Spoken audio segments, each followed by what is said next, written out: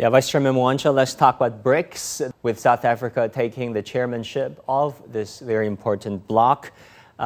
First of all, what are your expectations from this summit taking place in your own continent, Africa?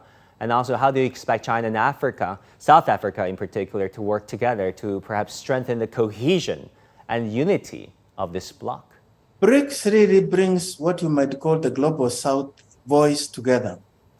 And I can't see another voice that speaks louder than the BRICS cooperation. In the summit that is going to take place in South Africa, in addition to Brazil, Russia, India, China, and South Africa, I see a number of countries wanting to join that cooperation.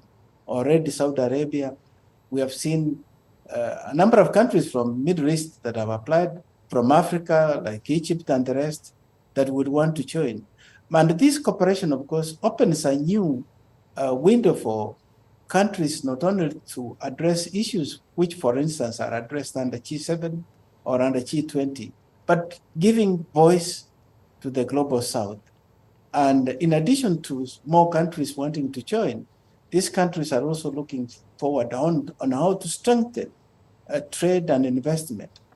And of course, given the fact that all these sanctions that are there, which have made it very difficult, plus disruptions under global supply chain, these countries will be looking for ways of how to continue to encourage trade and bypass the rigidity that is imposed, particularly in payment system that has to go through SWIFT and all these other channels that make it very difficult for countries to trade when there are sanctions.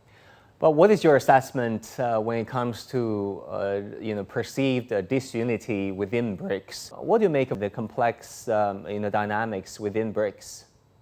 And to me, that is epitomizes the kind of global cooperation that we should continue to encourage. It is not often that you will find that countries will agree on all issues and at all times. But when it comes to matters of economic cooperation, and serving the interests, for instance, of the Global South, these countries do speak with the same voice when it comes to interests of the Global South, because they know that Global North has its own agenda.